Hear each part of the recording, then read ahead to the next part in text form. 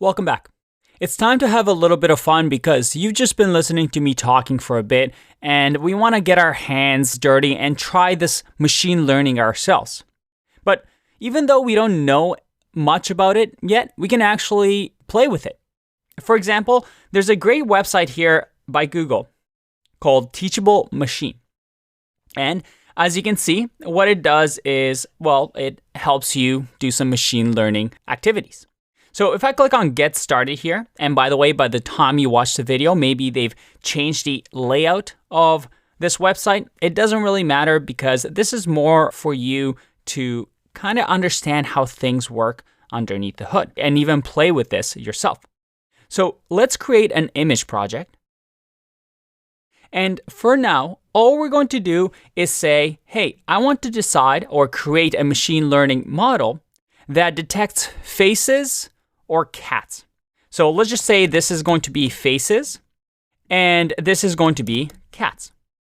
And we have to give it some image samples so that the machine can learn, right?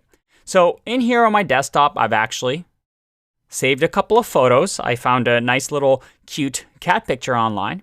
So let's upload the cat picture. So we'll upload the cat picture here. You can see that we're only uploading one. And here I will upload the faces picture. We'll upload the baby's picture here. Awesome. So we have faces and cats, and then we train our model. We essentially tell the computer, hey, this is an example of what a face looks like, and this is an example of what a cat looks like. So just learn, please. So you can see over here, it's learning. And there you go. It now has created a model. Now in here, I can use my webcam or I can just upload a file. So let's just upload a snorkel picture that I have of myself and I click open. There you go. This model that we trained thinks that this has a 49% chance. Let's make this a little bit bigger. This has a 49% chance that this image is a face and a 51% chance that I'm a cat. What's going on here? What if we give it a better picture? I mean, this is a tough picture, right? It's a little bit fuzzy. I have my snorkeling mask on. Maybe it's a tough picture for this model to predict. So I'm going to upload a different file. Let's say this exact same face that I use in the image. If I click open, oh boy, that's even worse. It thinks I'm 57% cat, and it's 43% certain that this is a face. What's happening here? Well, what you've just witnessed is how machine learning works. We provide the computer some data. In this case, I provided one image of myself and Daniel's face and one picture of a cat. Based on those two inputs and data, I say, hey, computer, learn, try to understand this picture, and try to understand this picture.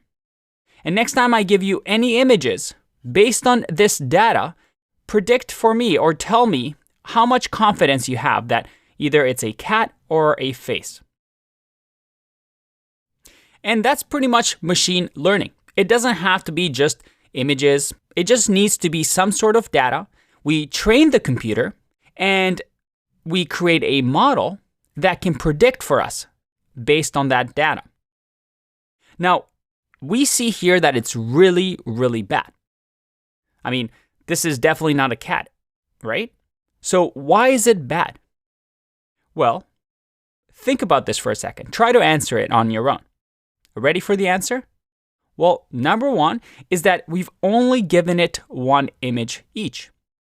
For a computer to really learn and to understand what a face is, what a cat is, it needs hundreds, thousands, if not millions of images of cats to detect patterns, to figure out, hey, this is what a cat is. Hey, this is what a face is. Right now, I've only given it one sample each. So this model is not very smart. Just like a human, right? To learn something in school, you have to repeat it. You have to see it over and over. And then also, with the preview. Sometimes I give it a really clear image of a face, or sometimes I give it the snorkeling picture that's really fuzzy. So that also affects the output. But at the end of the day, machine learning is just that. We give it some input, and then we tell the machine to learn based on those inputs and give us an output next time we give it a new input. Now, I want you to take a break here. I'm going to link to this resource so that you can actually play with this yourself and see if you can improve this model. You can even have your webcam on, so instead of a file, you have your webcam, just like in the examples that they provide. So if I go to Teachable Machine, you can see here different projects that you can build just by clicking without programming anything. You can even export your model once you're done so that you can use it in your own projects. Again, if this is confusing, don't worry. We're actually going to go step by step, and instead of just doing something visually, we're actually going to code and learn how machine learning and data scientists work. But this is a great way for you to just understand on high level how machine learning works. So go off and play with this website, and I'll see you in the next video. Bye-bye.